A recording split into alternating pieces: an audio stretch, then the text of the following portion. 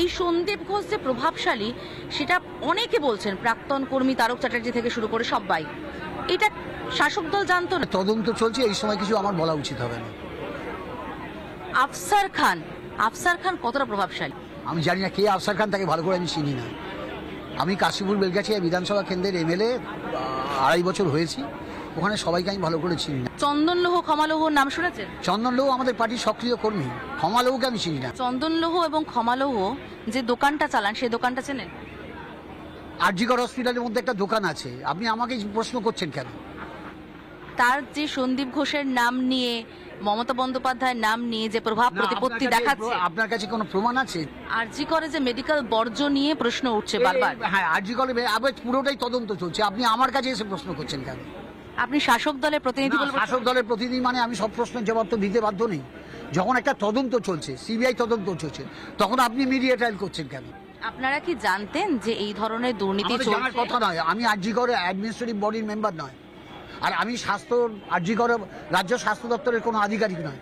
ফলে রাজ্য স্বাস্থ্য দপ্তরের অধীনে কোন হসপিটালে কি হচ্ছে এটা আমার জানার কাজ নয়। আপনি কি জানেন সন্দীপ ঘোষের দেহরক্ষী তিনি মমতা বন্দ্যোপাধ্যায়ের নাম নিয়ে হুমকি দিয়েছেন? আপনার এই কোনো প্রশ্নের আমি আর জবাব দিতে বাধ্য নেই, এই কারণে যে আপনি এই প্রশ্ন করে আমার কাছে উত্তর চাইছেন। এই উত্তর আমি দেবো না, এর উত্তর সিবিআই তদন্ত করছে, পেয়ে যাবেন।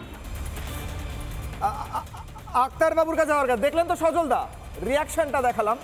হ্যাঁ, আপনি যেমনটা বলছিলেন, আপনি যদি ঠান্ডা মাথায় তাকে এমন কিছু প্রশ্নের উত্তর দিতে বলেন যে প্রশ্নের উত্তর দিলে সব ভান্ডা ফাঁস হয়ে যাবে, তাহলে তার রাগ খাওয়াটা স্বাভাবিক। দ্বিতীয় প্রশ্ন, দ্বিতীয় অগ্নিমান। আচ্ছা, কি বলছেন? হ্যাঁ, মনীষা, এগুলো কি বলার এখতিয়ার কোনো রিপোর্টারের আছে যেটা তদন্ত করছে? এক আর দুই হচ্ছে, তাহলে আপনি বলছেন চলে যান, যেটা প্রশ্ন করছেন সেটা কোর্টে গিয়ে করুন না। আপনি প্রশ্ন করা, স্যার, এটা নিয়ম। যেটা ইনভেস্টিগেশন চলছে সেই ইনভেস্টিগেশন নিয়ে প্রশ্ন করার এখতিয়ার কি আছে? দোকান উনি উদ্বোধন করেছেন, সেই দোকানটা উনি চেনেন না? আমি বলছি। আর দুই হচ্ছে, তাহলে আপনি কি বলছেন? তাহলে আপনি বলছেন যে রাহুল মানে গান্ধীর জন্য যে রাকেশ সিং এর নেতৃত্বে ভাঙচুর হলো, অতীন ঘোষের সেরকম করা উচিত ছিল আজকে? বেশ, আমি উত্তর রাহুল গান্ধী এবং যেভাবে প্রধানমন্ত্রীকে অপমান করা হয়েছে সেটা আমার টপিক না। লজ্জা হওয়া উচিত, রাহুল গান্ধীর লজ্জা পাওয়া উচিত। একদম সভা থেকে দাঁড়িয়ে যেভাবে গালি দেওয়া হয়েছে প্রধানমন্ত্রীকে, আমি যাব না সেই টপিকে। আমি দ্বিতীয় অগ্নিবাণ দ্বিতীয় প্রশ্ন আজকে দ্বিতীয় অগ্নিবাণ দ্বিতীয় প্রশ্ন, তিনজনের কাছে যাওয়া বাকি রয়েছে। যুক্ত নয় তবু তিক্ত কেন প্রশ্নে কিসের সাক্ষী অতীন ঘোষ কিসের সাক্ষী? আমি যাব আক্তার আলীর কাছে। আক্তার আলী, অতীন ঘোষ কিসের সাক্ষী বলে আপনার মনে হয়? উনি বললেন উইটনেস সার্টিফিকেট দিয়ে গেছে, তারপর উনি আবার বললেন রোগী কল্যাণ সমিতি তো কোনো দুর্নীতি নয়, রোগী কল্যাণ সমিতির কাজ রোগীদের ভালো হচ্ছে কিনা দেখা, ওইটুকুই কাজ কি, নাকি সত্যি সাক্ষী রয়েছে কিছু? বলুন। আরজি করে উনি ওই ক্ষেত্রে এমএলএ মানে বিধায়ক, বুঝতে পেরেছেন? এবার উনি স্ট্যান্ডিং কমিটি হেলথের চেয়ারম্যান মিউনিসিপ্যাল কর্পোরেশনে, এবং উনি রোগী কল্যাণ সমিতিরও মেম্বার, এবং চন্দন লৌহ ছিল ওনার ডান হাত।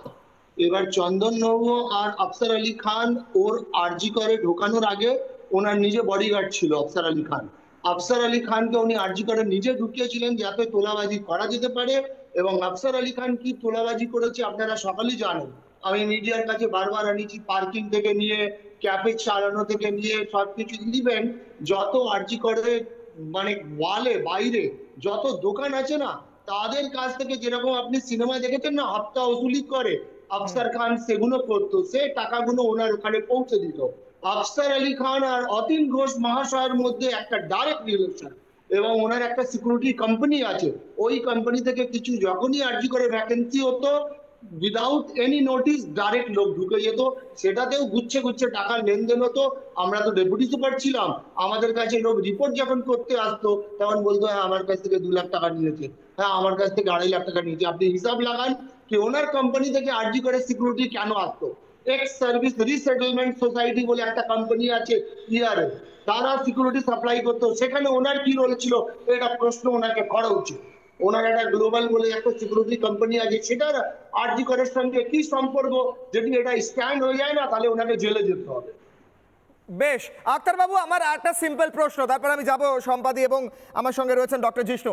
আমার প্রশ্ন হচ্ছে, অতীন ঘোষ বলছেন আমার কাজটা শুধু ছিল রোগী কল্যাণ সমিতির, বাকি রোগী কল্যাণ সমিতি কোনো দুর্নীতিতে জড়িত থাকতে পারে না, তাই আমার দুর্নীতিতে কোনো প্রশ্ন নেই। হ্যাঁ, रोल नहीं। आरजी कर ब कलम डॉक्टर सुदीप्त राय और अतीन घोष महाशय मिले चालातेन। ওনার আন্ডারে এক মানে অধিক লোক ছিল, যেমন অভিক দে থেকে আরম্ভ করে বিরূপক্ষ বিশ্বাস থেকে আরম্ভ করে আপনি সেটা টাইম টু টাইম দেখেছেন, তাদের বহিষ্কার করা হয়েছে, তাদের এগেনস্টে অনেক ইনকোয়ারি অনেক কিছু হয়েছে। কিন্তু খুব মজার ব্যাপার, স্বাস্থ্য ভবনে শাস্তি হয় না, ইনকোয়ারি হয়, কমপ্লেন হয়, ফাইল হয়, লোক মারা যায়, ট্রান্সফার হয়ে যায়, কিন্তু আমাদের মতন ইনোসেন্ট লোককে স্বাস্থ্য দপ্তর টার্গেট করে। Because I M A whistle blower, আমি লোকের নজরদারিতে এনেছি বলে আমি হয়ে গেছি এখন কালপ্রিট, কিন্তু সবাই ঘুরে বেড়াচ্ছে বুক ফুলিয়ে। যারা তোলাবাজি করেছে, যারা মেয়েদেরকে দিয়ে আইটেম সঙ্গে ডান্স করেছে, তাদের অ্যারেস্ট করেনি কেন? কি করছে? লজ্জা করে না ওদের? এটা পশ্চিম বাংলা এরকম ইতিহাস ছিল কোনোদিন আপনি শুনেছেন? এটা ঝাড়খণ্ড, বিহার বা অন্য স্টেট, এটা ওয়েস্ট বেঙ্গল, এটা বাংলা, এটা আমাদের কালচার, এটা রবীন্দ্রনাথ। আপনি যা যা তথ্য দিচ্ছেন আমার মনে হয় আপনি পারবেন সব থেকে বড় ইনফরমেশন। হ্যাঁ, ভবনকে দিয়েছেন, উনি সিবিআই কে দিয়েছেন, উনি ইডিকে দিয়েছেন, উনি সবাইকে দিয়েছেন। উনি ডেপুটি সুপার ছিলেন। বাংলাকে পরিষ্কার করে আপনারা হেল্প করুন, তাতে মনে হয় যে সত্যি সত্যি যারা করাপ্টেড তারা কনভিক্টেড হবে। ভালো করে হেল্প করুন। আমাকে আপনারা বসান, একদম একদম।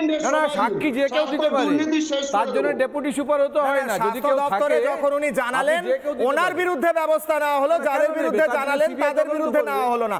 এটা হচ্ছে আমাদের রাজ্যের স্বাস্থ্য দপ্তর। আমি যাব সম্পাদির কাছে, আমি আবার আসছি প্রত্যেকের। সম্পাদি, আমরা ভাঙচুরটা দেখলাম, ভাঙচুর অতীন ঘোষের লোক করেছে এমনটা একেবারে সর্বতভাবে মানুষ বলতে লাগলেন এবং সেই কথাটাও উঠে এলো। অতীন ঘোষের লোক করেছেন কিনা সেটা তদন্তে প্রমাণিত হবে। আজকে সিবিআই ওনার বাড়ি গেলেন। অতীন ঘোষ বলছেন আমার কোনো রোল ছিল না। আসলে কান টানলে মাথা আসবে। অতীন ঘোষ, তারপর আরো নাম, অন্য ঘোষ, বোস, ব্যানার্জি, আমি জানি না। অতীন ঘোষ কি একদম শুরুটা সেই পথে যাওয়ার? সিবিআই কি ওনার বাড়ি গিয়ে আজকে সেই পথটা শুরু করলো? কি মনে করছেন? নানা ধরনের কন্টেন্ট দেখার জন্য লাইক করুন, শেয়ার করুন আমাদের ফেসবুক পেজ, সাবস্ক্রাইব করুন আমাদের ইউটিউব চ্যানেল। পাশাপাশি অন্যান্য ব্রেকিং নিউজের জন্য অবশ্যই চোখ রাখুন রিপাবলিক বাংলায়।